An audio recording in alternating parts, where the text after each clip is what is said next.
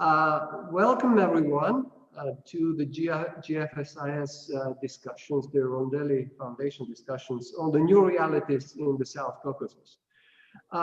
It's very hard to put it in other words because the perspectives from our participants from Armenia and Azerbaijan will be expectedly quite different. We already had first series, webinar on Friday. We had the Armenian view. We had Dr. Stepan Grigorian, whom most of you know very well.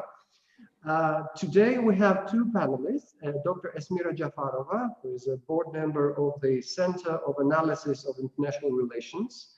Welcome, Dr. Jafarova. And Mr. Ahmad Alili, who is the head of the research department at the Caucasus Policy Analysis Center, both from Baku.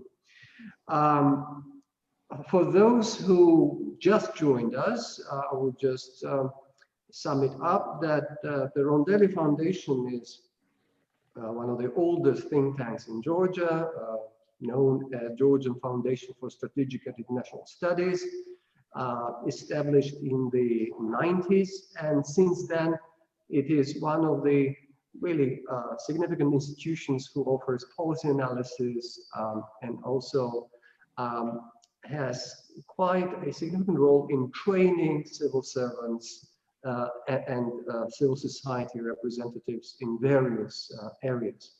Now, on the subject matter, just before we started, we had a small chat with Ahmad, and I noted that probably for a younger generation like himself, this was the status quo, which obviously was, even if not acceptable, it was very hard to imagine how it would change.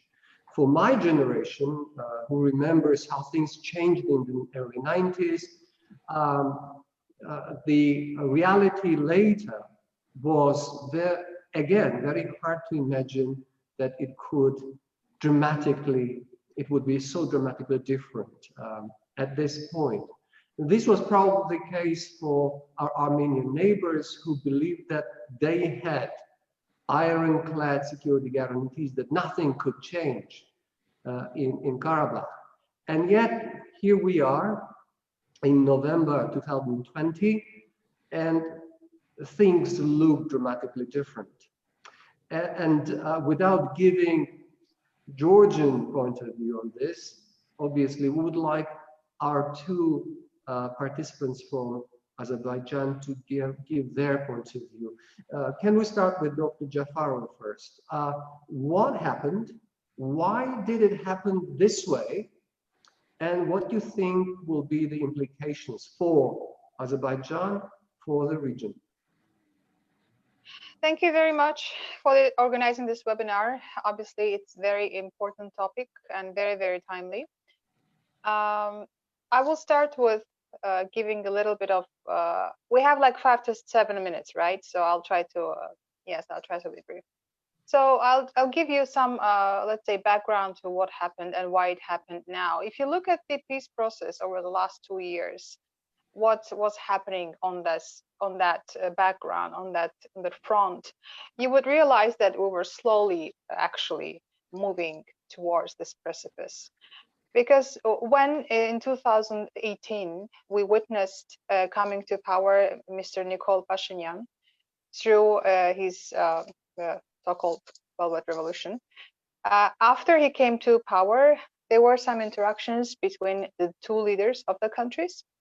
And we've heard from the words of Mr. Ilham Aliyev that when he came to power, Mr. Pashinyan, he gave some words, his words that he will try his best to bring some change to the peace process that were kind of deadlocked. There was some progress. We cannot say that there was nothing attained. Obviously, we had some basic principles agreed through the mediation of the OSCE Minsk group.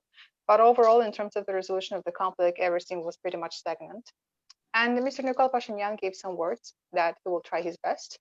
And he also asked for some time in order to bring the situation in his country to order and after that he will get on with the peace process. But what we witnessed after that, he embarked on numerous provocations against Azerbaijan.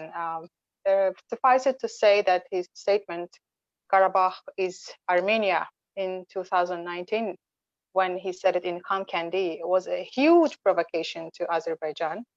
And then he also revived his nationalist slogan, Miatsum, meaning that they want the reunification of Karabakh to Armenia. And then after that, we witnessed some other sorts of following provocations. Like in March, there was so-called parliamentary and presidential elections held in Nagorno-Karabakh. And then even as if it was not enough, the inauguration ceremony of the newly elected so-called president of the Nagorno-Karabakh Republic was held in Shusha. It was unprecedented because no leader before Pashinyan has dared to do something like that, because everybody knows Shusha's importance for Azerbaijan, its cultural, emotional, spiritual importance for Azerbaijan. So nothing like that happened before. And then we heard also news that they were planning to relocate the parliament of the so-called republic to Shusha. And things like that actually followed. And then you saw this July provocation attack against Tovuz, which is far, far away from the occupied territories. Tovuz is the border area between Armenia and Azerbaijan, and attacking Tovuz actually made no sense, except the fact that David Tonoyan, the MOD, Minister of Defense of Armenia, he tried to keep his pledge that he made in 2019 in March, when he was speaking to the members of Armenian diaspora in New York. He said that they will start a new war for new territories. So when they attacked Tovuz, we were like, well, yes, that's happening. They want new territories. So we defied this attack. Nothing worked out, but still it was an attack. And then in 2020, this year, Tovuz also happened in July, but before Tovuz happened in March, Nikol Pashinyan said that we do not accept any formulas for peaceful solution that were before I came to power, which basically means he defied and rejected the basic principles, the Madrid principles that were agreed over a decade between the Minsk Group co-chairs, Armenia and Azerbaijan. So those were the agreed principles, basics for peaceful solution. But he rejected those principles. And we had Tovuz attacked, and then there was a sabotage group that was sent by Armenia in August in order to create some sort of provocations against Azerbaijan along the border. And our border service members, they actually prevented this attack. And then we came to September. So this was the litany of provocative actions that were staged after Nikol Pashinyan came to power. And after September 27, provocation happened by Armenia against Azerbaijan. Azerbaijan started this counteroffensive operation. We said enough is enough, because Nikol Pashinyan says there is no peaceful solution. They rejected anything related to peaceful solution. And in 44 days, you have all witnessed what happened. And since the start of the war, since the start of the counteroffensive, President Ilham Aliyev said, we are ready to stop at any moment, provided that Armenia says that it is ready to deoccupy all the occupied territories. So we were ready to give up war any day, any moment, provided that Armenia surrenders and agrees to deoccupy our territories. But that did not happen until the 44 days and until people died, until the war lasted for such a long time. And finally, on 10th of November, as you have all witnessed what happened, and Armenia had to surrender. And now we have to see the implementation of the agreement. We have given them time. They have agreed to withdraw their forces. Originally, Kalbajar had to be deoccupied by 15th of November, but Armenia asked for extension because of the climate conditions in Kalbajar. It's a very mountainous area. So it's extended until 25th of November. But 20th of November, they have to deoccupy Agdam. And 1st of December, they have to do the same with Lachen. So the agreement says that all the territories that previously belonged to Azerbaijan will come under Azerbaijani control, and then there will be peacekeeping forces deployed along the line of contact that existed at the moment when the fighting stopped. So this is in a nutshell, and I don't want to take much of your time. I don't know how much I spoke. If I have time, I can go on, but other than that, I can stop here. Thank you. We will re-engage in Q&A, and I would like to encourage our viewers to send their questions in the Q&A section. Thank you very much, Dr. Jafarova.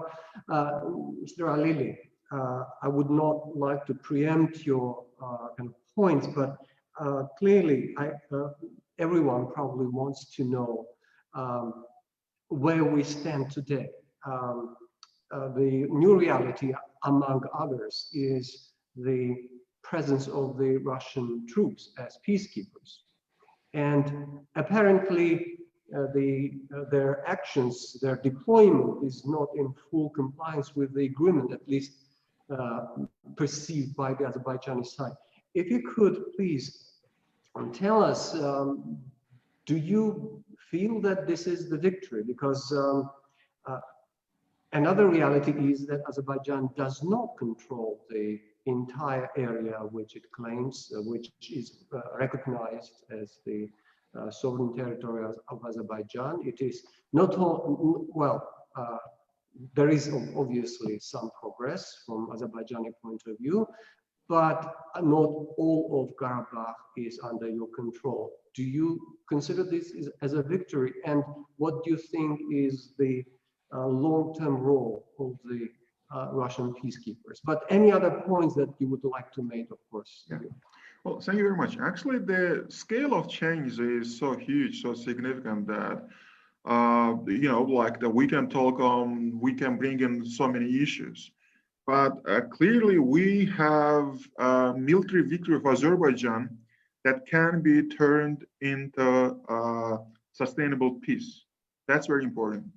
What makes Azerbaijan different from Armenia at the height of its power, at the height of this peak of its success, Armenia couldn't stop, couldn't sign a peace deal in the late 1990s, and was demanding more and more. I'm happy that from Azerbaijan's side, Azerbaijan could stop at the height of its military victory. It took under control Shusha and all the surrounding regions. So stopping at this moment and saying that we can work on the other issues together diplomatically, I believe that was a quite wise and nice move. So it means that there is a clear military victory that can be turned into sustainable peace, and I believe that leaves the room for everyone, including international mediators, to join in and take part in the process. And also, I want to say that among the results of that, we have to take into account that the situation changed fast. Even like if we think that what happened on the 10th of November is the end of it, I think no. We can see many surprises in the upcoming weeks. So that's why whatever we are talking about, it is the summary of what happened up to the 10th of November. So this is very important. We have to take into account. So, but back to your question, like when Azerbaijan doesn't control Kalbajar, Agdam, and Lachen, but it's promised that in the next 15 days, it's going to have control over that.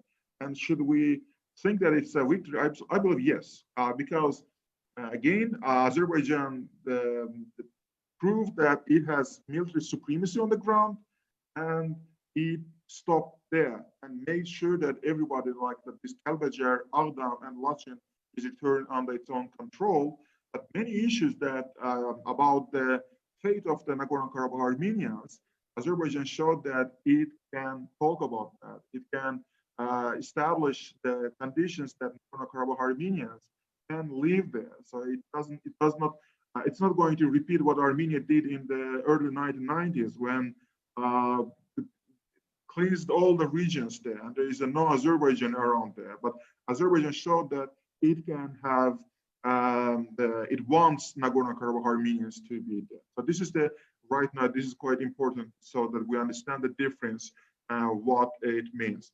And also I believe that what we have, one of the consequences, Ilham Aliyev is the victor, and he has the carte blanche for whatever he wants. So inside of the country, And I believe that in many cases, what Azerbaijan achieved in the last the 44 days, that creates a lot of geopolitical opportunity for Azerbaijan. So I would say that in this context, Ilham Aliyev has a lot of directions to move on, and he is free to take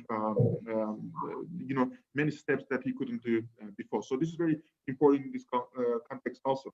Also, Azerbaijan, the population, they are free of this psychological pressure that they lost the war in the early 1990s. Now people, I believe all of you saw the celebrations that take part in the streets of Baku and on the 8th of November and the 10th of November. That means that right now the mindset of the people in Azerbaijan is completely different, and it's going to affect the at least next few decades of Azerbaijan and how Azerbaijani people are going to perceive themselves. So this is quite big, very important issue in this. Also, we have to mention that Azerbaijan could build a strategic alliance. For countries such as Azerbaijan, that's the small with the territory, it could bring in countries such as Israel and Pakistan. And Turkey and Israel, they were not like in that close relations for so many years. Suddenly they declared that because of this issue, they are going to both help Azerbaijan, and that helped Ankara and Tel Aviv to get closer to each other. Ukraine, the Ukraine case from the Azerbaijan, that shows that this Georgia, Ukraine, Azerbaijan, Moldova joint project is back. So in this context also with Georgia, it means that Azerbaijan could build this large alliance, and it's not that you build it and forget about that.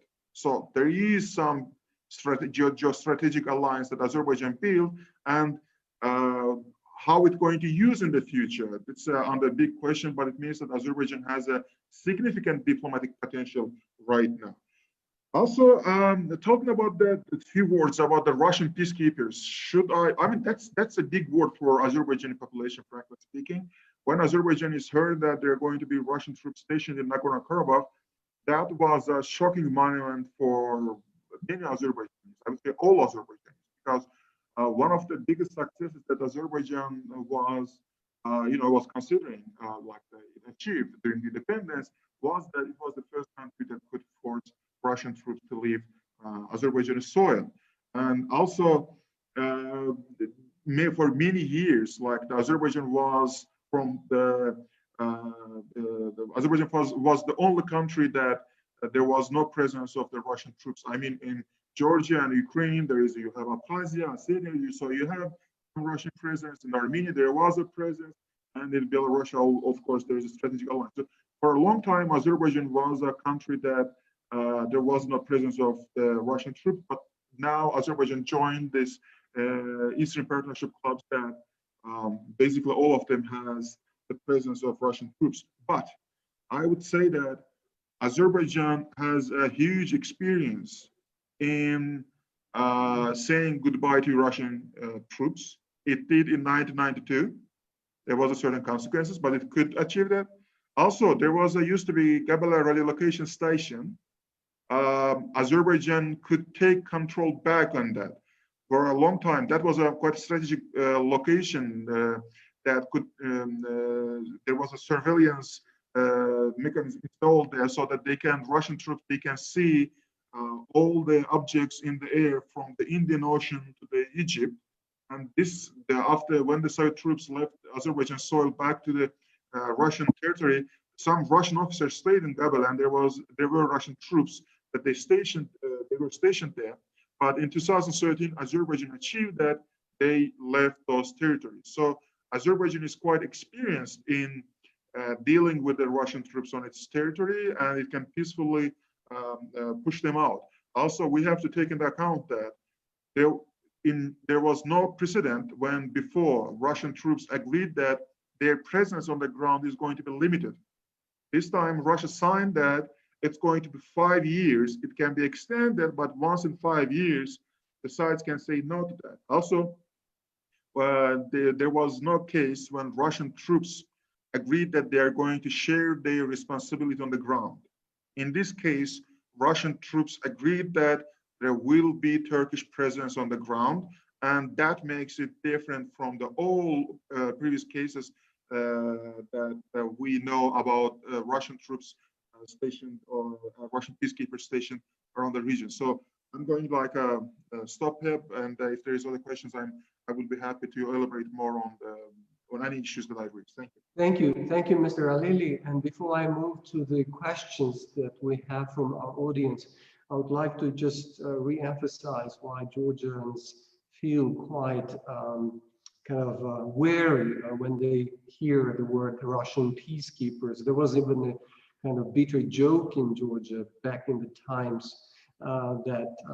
which said that Russians do not keep the peace; they keep the pieces of Soviet Union. That was the whole philosophy of Russian military deployment as peacekeepers. And another sad experience here in Georgia is that Russians never complied, even when given the status of peacekeepers, whether in Abkhazia or South Ossetia, never complied with the terms. I just been hearing from a number of my Azerbaijani friends that there are already some breaches of this agreement on part of the Russian peacekeepers. I wonder if it's true that they, for instance, deployed the multiple rocket launchers, Grads, to Azerbaijan, that they actually diverted from the agreed route and entered areas which was not under the which was not agreed in the document. If you could both actually kind of discuss this, and I will actually now proceed to the questions. And one recurring question is about the format of the peace process. We need to look to the future. The past 27 years was marked with the mediation of the so-called Minsk group. And well, there's not much to report as a success of that format. Is this format dead? Would it have any role in the future, or is this purely now Russian-Turkish kind of affair? And this is the question to both. Thank you. If I may start. Well, these events, they are very fresh. They have just happened, and most people are in the process of digesting all the bits and pieces. And obviously, there are some apprehensions based on past experience. But I believe, and I also tend to agree with some of the things that Mr. Alili highlighted about the peacekeeping mission in Azerbaijan and Azerbaijan's experience. And I also want to emphasize that each and every country is different and is individual. And therefore, I wouldn't really want to put the case of Azerbaijan in the same pot with any other case, because we're talking about a different time, different context, different time period, different countries. And also we have a peace control center that will be monitored together with Russia and Turkey. So I don't think that in any other parts, in any other cases, you would have some other country controlling the activity of peacekeeping forces who would basically listen to your ideas. So having Turkey there, which means we're having a voice there on an equal basis. So that's a very huge and important balancing factor. And about the peace process, Minsk group is not yet dismissed. It's still there. But let's be honest that the Minsk group format hasn't really achieved much. Yes, they have forged some proposals during the time they were active.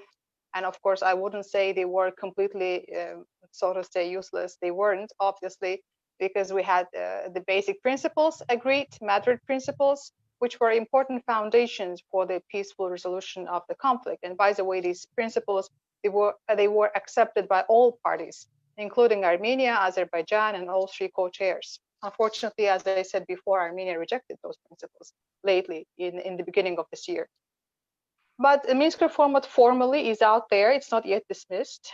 But Personally, I don't see how that format could be relevant from now on, because during the active military hostilities, these 44 days, one of the members of the Minsk group, France, actually came up with very anti-Azerbaijani statements, and they were basically on official level supporting Armenia, which means they were speaking against the territorial integrity of Azerbaijan, while the Minsk group members, co-chairs, should have kept their neutrality.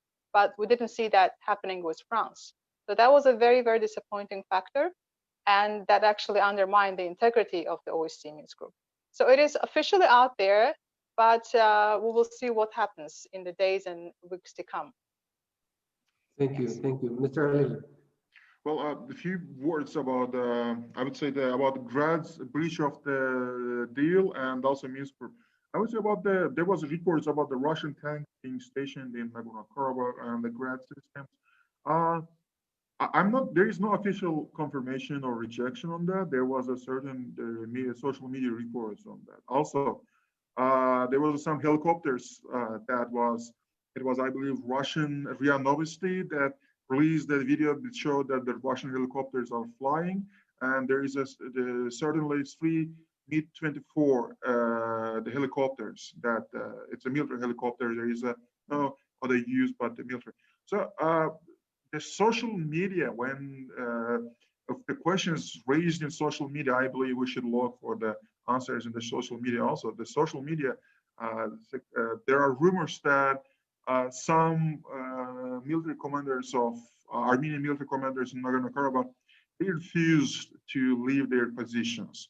Right now, the Armenian army there is no such institution, I believe, but there is 2 groups that you can call that they can still carry out some military activities. The first one is stationed in the border with Nakhchivan, Azerbaijan, and the second one is in Agdam.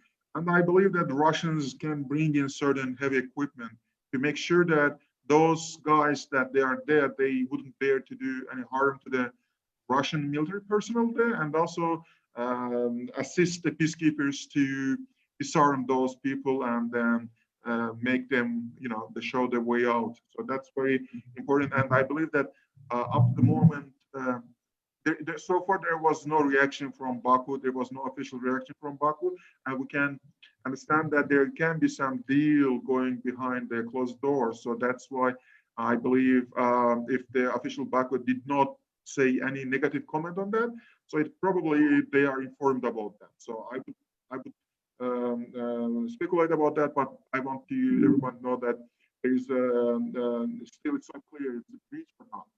About the Minsk group. Why Minsk group is so it's like the Ms. Jafarova, like she clearly mentioned that, and I agree with that Minsk group was not that effective. There are many reasons of that, and I believe we can have a separate discussion on that. But in this case, why Minsk group is not there when Russia, Turkey, Azerbaijan, and Armenia signed a peace statement?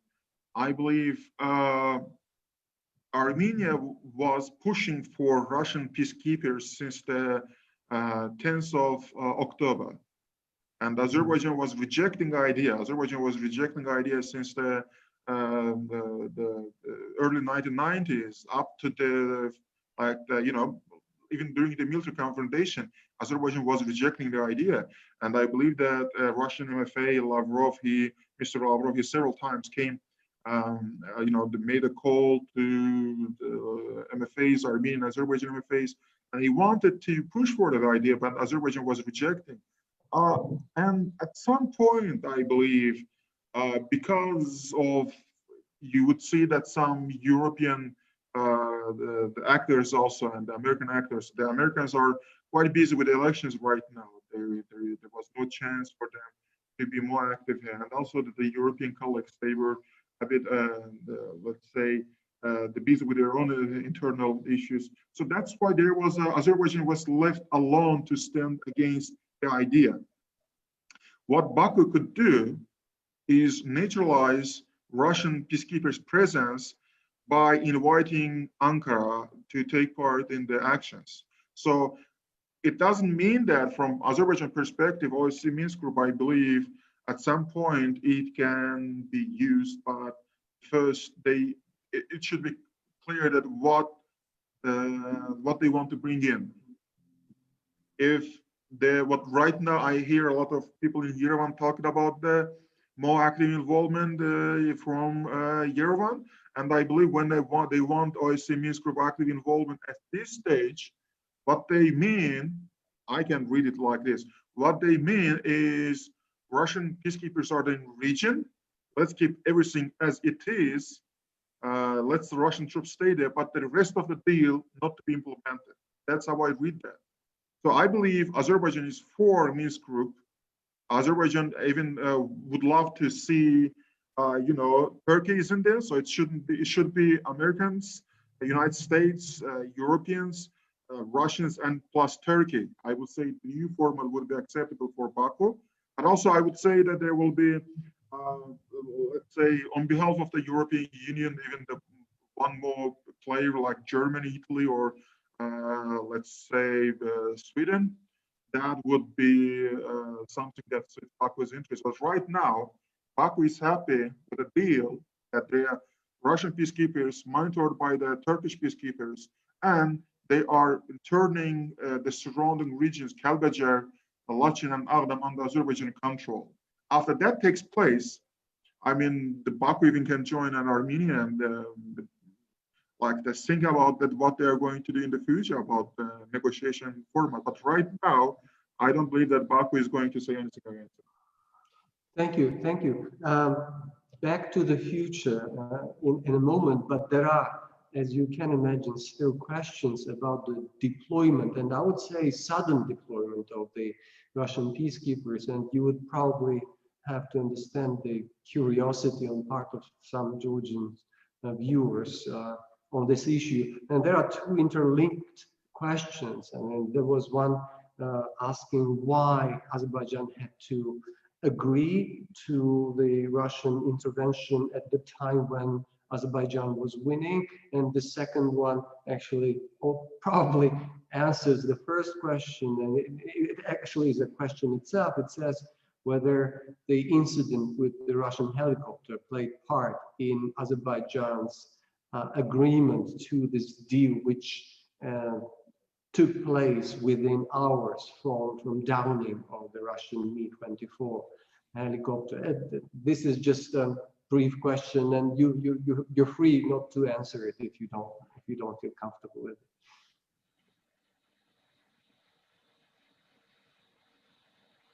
I mean, if I can kind of elaborate, was there any other logic in Azerbaijan's acceptance of Russian involvement in this way? Any other logic apart from being forced for whatever reasons, and some cite the helicopter incident as a possible kind of trigger? I'm looking for Ms. Jafarov's intervention, frankly speaking, but her microphone is mute. So if yeah, Ms. Jafarova, your microphone, you're mute. Sorry, Yeah. I thought I put it on. Yeah. The event that happened is very recently, and I believe it's very fresh. And obviously, there are a lot of speculations involved, and I would be surprised if there wouldn't be any speculations, obviously. So event with helicopter, and whether there are any hidden reasons. These conspiracies, they will always be there. And I believe life would be not interesting without those speculations. But I think the true reasons are rather very realistic and very pragmatic. When you look at the statements made by President Aliyev, right from the beginning of the counteroffensive, he was clearly giving a message to world media, to Armenia, to Azerbaijani nation, Azerbaijanis, that Azerbaijan is engaged in this counteroffensive because it wants to push Armenia's aggression back, at the same time deoccupy its lands. But we are committed to peaceful resolution of the conflict. And he always said that the solution to this conflict is political and military. And he was always underlining that to those who said that there is no military solution to the conflict, well, yes, look at this. There is a military solution to the conflict. So we are solving some parts militarily. But if Armenia decides to surrender anytime, Azerbaijan would willingly stop military operations and go back to the political negotiations and negotiation table. So that was the position that was formulated and communicated to everyone from the beginning, that we are waging this military operation because Armenia forced us to, but we are ready to political resolution as a follow-up. So what happened is Azerbaijan captured Shusha, and Shusha is very important place, very important city, not only in terms of spiritual, economic, spiritual, emotional, and historical, cultural sense, but also in terms of strategic location. So there is a saying that whoever controls Shusha also controls the entire Nagorno-Karabakh, because it's located in a very highland, and it gives you a strategic outlook to the other parts of the Nagorno-Karabakh. So when Azerbaijan captured Shusha, it became the breaking point. And at that point, Armenia surrendered. So Armenia surrendered, Azerbaijan stopped. So I think that's how we should look at the entire event. But in regard to why we accepted Russian peacekeepers, well, we all know that each and every conflict ends, and when they end, they usually end with the peacekeepers. And it can be by the resolution of the United Nations Security Council. It could be a multinational peacekeeping force. It could be also by the agreement between the sides, which whatever the countries agree will be the part of the peacekeeping force. But what we have witnessed with this conflict from the beginning, even from the 90s, was that the Western countries, they were never interested in sending their peacekeepers, in sending their soldiers to this back burner of Nagorno-Karabakh. They couldn't even care about sending their soldiers to this part of the world.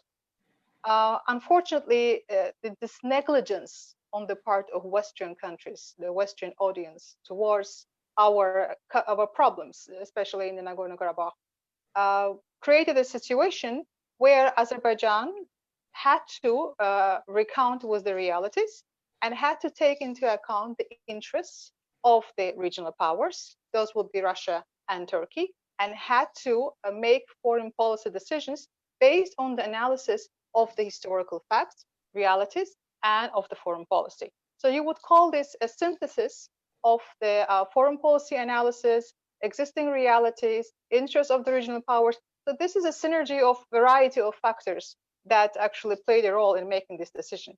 So I would say this is a very pragmatic decision. And again, we acted in accordance with our national interest, and also provided that we didn't see enough support from the Western audience, Western community for our cause. All right, thank you.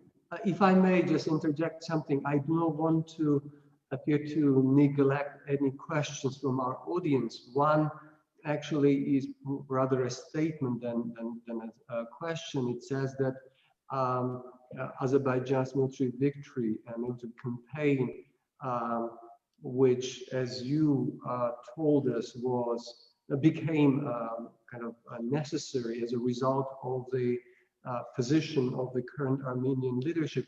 This campaign and the Armenian military forces must have been preparing for it for quite a number of years. It's probably a rhetorical question. Obviously, it is the case. Azerbaijan has been kind of growing its power for quite some time. Some even could say that it was not just Azerbaijani Turkish alliances, some cite as a reason for Azerbaijan's prevailing, but Baku-Tbilisi-Ceyhan, which enabled Azerbaijan and its economy, which became the basis of its military power. But if we go back to the future prospects, if I may, and this is again about the realities, For nearly 3 decades, the reality was that the entire territory of Nagorno-Karabakh and also adjacent 7 Azerbaijani districts were under the military control of Armenia. And now the reality has changed. And now Azerbaijan controls most of this territory with the exception of Nagorno-Karabakh proper, with the exception of Shusha region, etc.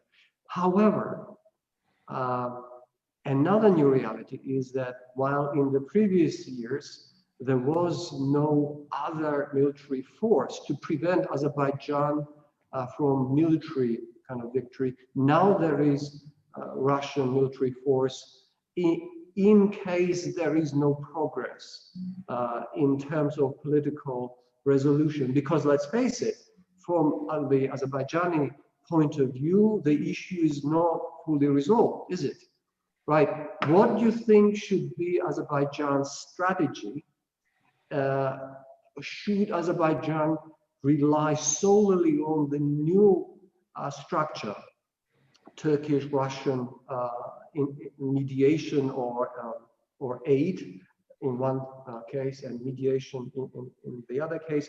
And there was another question, could be related. Does Azerbaijan consider ever joining the alliance of which Turkey, its main strategic partner, is a part of, the NATO, with regardless of some differences that Turkey has with some NATO member states? Turkey is a key NATO member state. If you could care about elaborating Azerbaijani strategy for the future based on the current realities. Dr. Jafarova, first, please. I can go on, but I don't want to occupy your time. I think this time let's give the first floor to Ms. Alili, and then I will continue. All right. Or I can continue if you want, but I just don't want to occupy all of the time. Okay, a few words about can Azerbaijan become a member of the NATO member? I would say that Azerbaijan in 1999, it sent a letter to NATO and said it wants to become a member of the alliance. It was the late 1990s, and probably back then NATO members thought that they can work with Moscow, and so there was somehow this letter was ignored. But Azerbaijan wished to become NATO member since the 1999. So there are, it's a fact. Can it be a NATO member in the future? So next 5 years, there will be Russian troops on Azerbaijan soil. And I don't think that that's going to be possible for the next 5 years. But also, we obviously talk about the long distance kind of. Yes, that's what. And Azerbaijan right now is the leading country in the non-aligned movement. And President Aliyev and the presidential aide Hikmet Hajiyev, they were happy that when the issue was discussed that the UN Security Council, those non-aligned movement members, they assisted Azerbaijan a lot.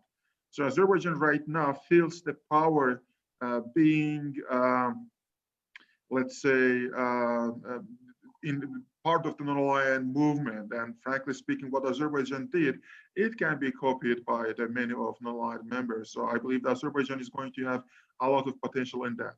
So after all of that, I would say that President Aliyev sent a key message, I believe, in the first days of the war, Second Nagorno-Karabakh War.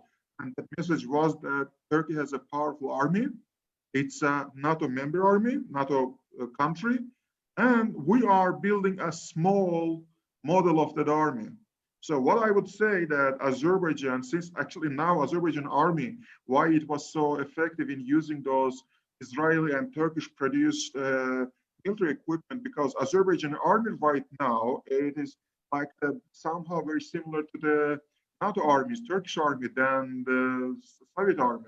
So that's why I believe that Azerbaijan is going to continue with a defense building that is similar to the NATO countries, that is similar to the Turkish defense complex. But when the time comes, if Azerbaijan one day chooses to become another member country, it's going to be really easy for Azerbaijan to become not a member country. But right now, Azerbaijan is quite comfortable with the alignment movement and with the position that it has. I believe for some time it's going to enjoy because what happened that it created an example. There is Azerbaijan model for the rest of the aligned movement countries. And I believe Azerbaijan is going to exploit that. There is a future, but again, those links with Turkey is going to be there, and I believe in the future, in the distant future, Azerbaijan, Georgian, Turkish alliance can bring in two member countries like NATO might have two member countries in one day. So I forget about the other question. What was the other question? Well, the question actually, the other question, this was the question from the audience, so I have to ask about later. The other question is about the future. I mean, the new realities now envisage Russian presence. And from the Azerbaijani point of view, not fully restored territorial integrity. How do you see the peace process? Okay. I remember the question. The thing is, the one key issue that many people ignore, that is the corridor linking Azerbaijan mainland to Nakhchivan. Many like that. We talk about that, but I believe when the military campaign started, it was clear that there was some people who were saying that we have to create a link with the Nakhchivan also. As part of all of it, there was this call. So when the military campaign started, it was all about Nagorno-Karabakh and somehow uniting with Nakhchivan. And Azerbaijan succeeded in that. And there was only one country that could do that for Azerbaijan, since Russian border service and the FSB troops are stationed in Armenia. They could guarantee that corridor. And Ms. Jafarova clearly said that after some period, after achieving certain military successes, it was clear that Azerbaijan saw that, okay, we have reached a point when even the Armenia staying in Nagorno-Karabakh for the next even 40 years, it's not going to change the reality that they have to interact with the people around this region. And that was the issue faced by Bolsheviks in 1921. In 1921, when Bolsheviks had decided who should have control over Nagorno-Karabakh, they understood that without links of Nagorno-Karabakh Armenians with the territories surrounding Nagorno-Karabakh, they cannot survive. So that's why they kept it in Azerbaijan, did not transfer it into Armenia. So when some point reached, Azerbaijan understood that it was always clear that if the Azerbaijan returns back surrounding regions, it doesn't matter. After some time, Nagorno-Karabakh Armenians are going to be happy, with the options that Azerbaijan going to provide them. So that point, Azerbaijan was open to the options that who can provide peacekeeping forces. Apparently, Azerbaijan was for the Scandinavian peacekeepers that but proposed by the officials in Washington, but Armenia was rejecting that, and Armenia was for the Russian presence there since the day zero.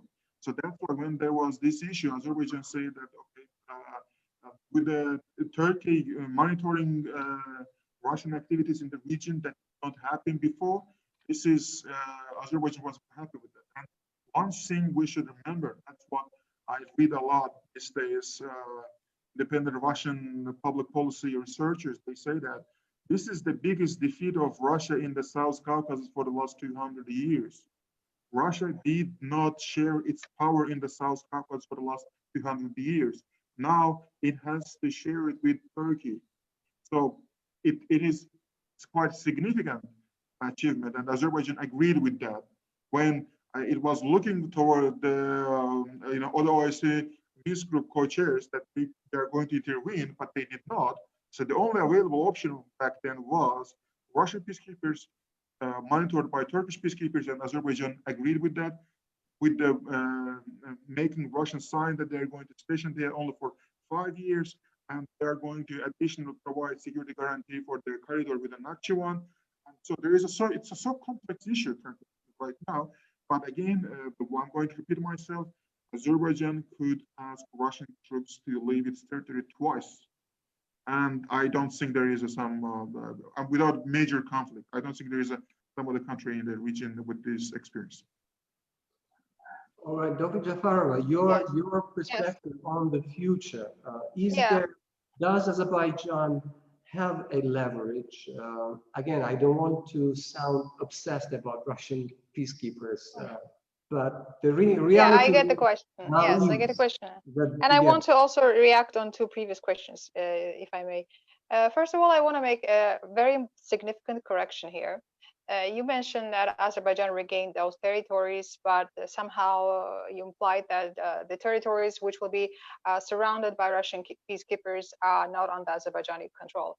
I want to make it clear that Azerbaijan has already started the process of building an administrative control in those areas that will be monitored along the line of contact by the peacekeepers. So those territories, Khankendi, Khojavand, and Khojalı, where the majority of Armenian population are residing currently, Azerbaijan is working on the procedures in order to reinstate the administrative control by Azerbaijani, let's say, central administrative authorities there, and also the repopulation of those areas by the Azerbaijanis that were residing there previously before the exodus took place in 90s is also being considered. So those territories are de jure parts of Azerbaijan. Azerbaijan restored its control over those territories too.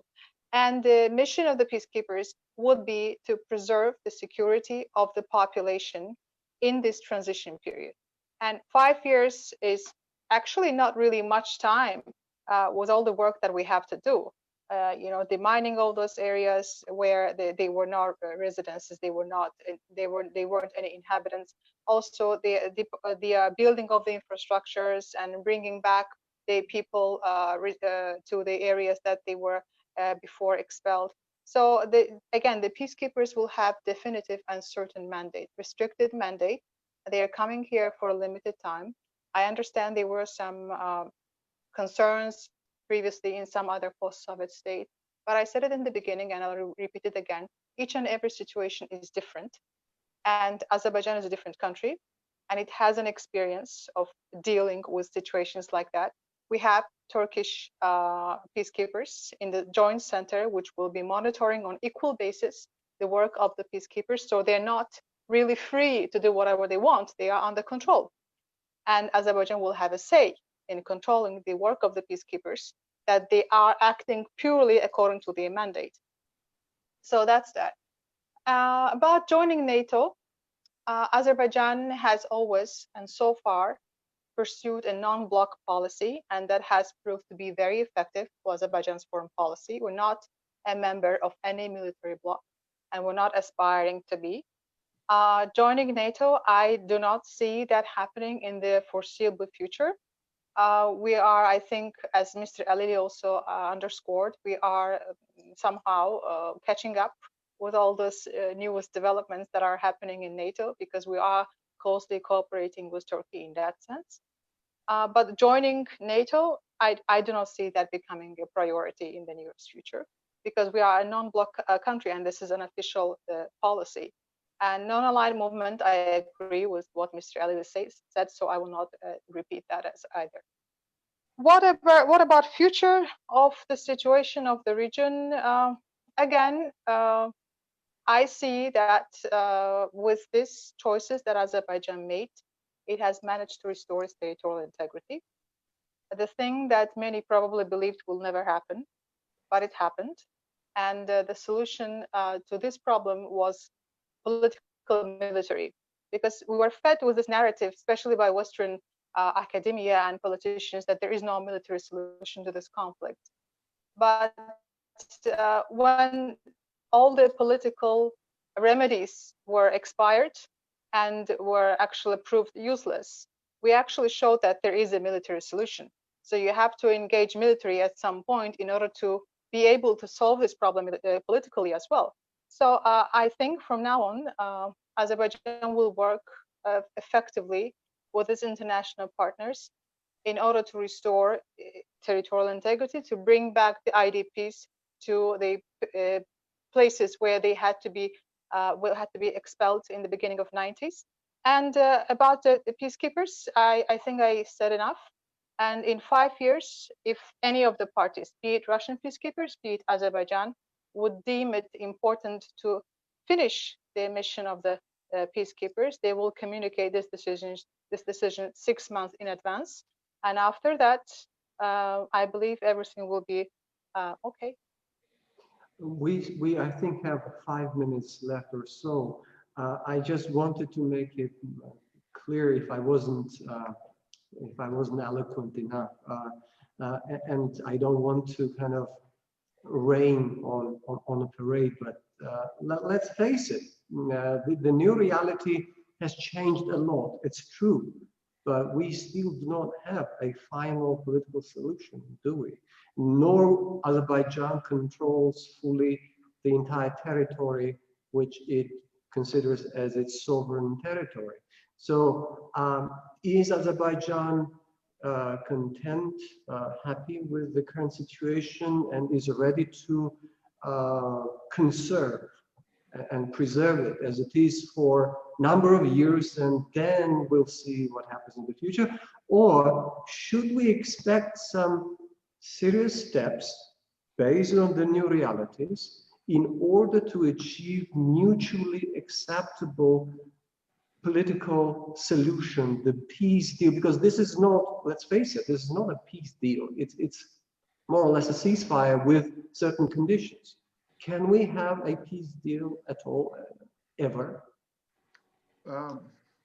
Okay, the one thing should be clear. What happened was the restoration of the territorial integrity of Azerbaijan.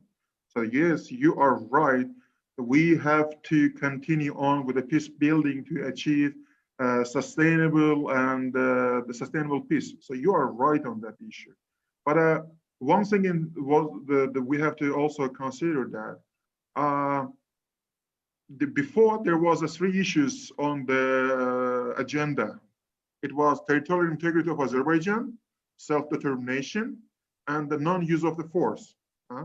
Since the mission failed, so this non-use of force is failed also, and the territorial integrity of Azerbaijan is restored, or by the 1st of December, it is going to be restored. We're going to be left with one issue: self-determination of the Nagorno-Karabakh Armenians. And Chapter 8 of the Helsinki Final Act clearly states that what kind of rights they have. And I believe that Azerbaijan is going to be fully compliant with those requirements, saying that within the territorial integrity of Azerbaijan, they can determine their status.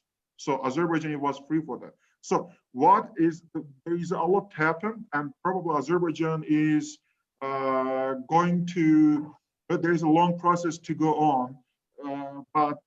It's of course likely they have to discuss these issues. One thing is clear, that it shouldn't be predetermination of the status. It means that self-determination means that the people living there, they should determine their future by themselves. So it means that Nagorno-Karabakh Armenians and Azerbaijanis should live together and then decide about their future. So in this context, yes, again, all these 3 issues that we were discussing, mainly territorial integrity and self-determination, one of those issues is gone. So the territorial integrity issue is again, by the 1st December, hopefully it's going to be fully restored. Then we can have talks about that, how we are going to build common future with Armenia. And this is very important. As you mentioned, the peace that we want, it can be achieved only through dialogues and soft power. And I believe that in the upcoming years, when Azerbaijan is going to have a full control over its borders, and when there will be negotiation process between Armenia and Azerbaijan, direct, without any third side intervention, then I believe that there will be a true process, true peace process taking on place. And I hope that once I said that the Europeans had to have 2 world wars, then they understood that living in the peace is something that they have to. They started working for the peace and peace only.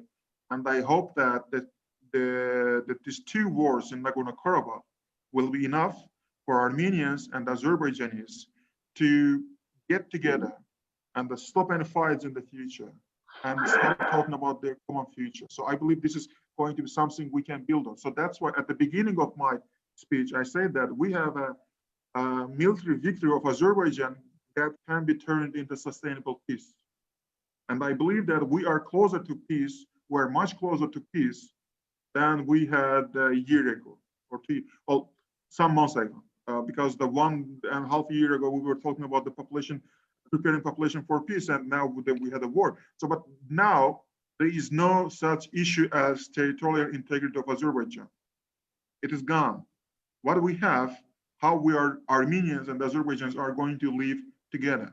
And that is quite important. Sorry, yeah, I'm going to leave the place. Yeah, if I just also may interject on that and be quickly underline something. I understand that some countries, of course, including Georgia, might have had a different experience in terms of relations with Russia and peacekeeping forces.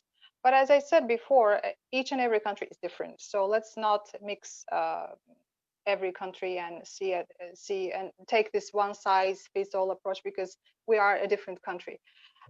And about preserving something for future, I will disagree with that, because again, Azerbaijan has managed to restore its territorial integrity by calculating geopolitical realities, interests of the regional powers, as well as